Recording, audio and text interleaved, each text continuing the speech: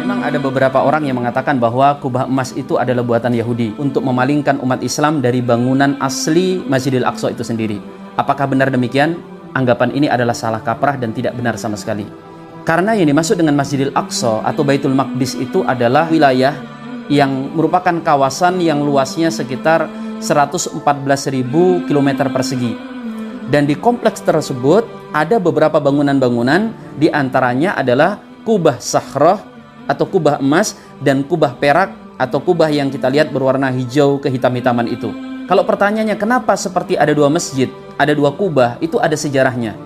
Tentang sejarah Kubatus Sahrah, itu dalam sebuah riwayat dikatakan ketika pembukaan Masjidil Aqsa, Sayyidina Umar bin Khattab mendapatkan informasi dari beberapa pendeta Nasrani bahwa ada batu yang itu adalah batu tempat berpijaknya Nabi SAW saat dimi'rajkan oleh Allah Ta'ala.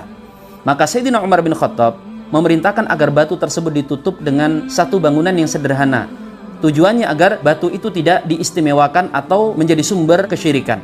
Pada masa generasi setelahnya, tepatnya pada masa Malik bin Marwan, dinasti Umayyah, dibangunlah di atasnya bangunan dengan persegi 8 yang kemudian diberikan kubah. Di generasi kita di tahun sekitar 1994, Raja Yordania itu melapisi kubah Sahrah itu dengan plat-plat yang terbuat dari emas. Makanya dikenal dengan kubah emas. Orang-orang Yahudi berkeyakinan bahwa batu tersebut adalah tempat ketika Nabi Ibrahim meletakkan kepala anaknya ketika akan disembelih. Sedangkan kubah perak atau yang kita lihat berwarna hijau kehitam-hitaman itu adalah kawasan tempat sholat di masa Umar bin Khattab. Kawasan tersebutlah yang kemudian digunakan sebagai tempat sholat.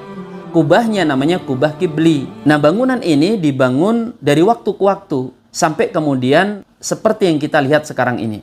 Dan perlu kita ketahui bahwa di kompleks Masjidil Aqsa itu bukan cuma kubah Sahrah dan juga kubah perak, tetapi ada bangunan-bangunan yang lain. Di situ ada Masjid Al-Buraq. Di kawasan tersebut juga ada Musola Al-Marwani. Kemudian juga ada Masjid An-Nisa dan beberapa bangunan-bangunan yang lain. Maka yang dinamakan Masjidil Aqsa adalah semua bangunan tersebut yang berada di kawasan yang melingkupinya.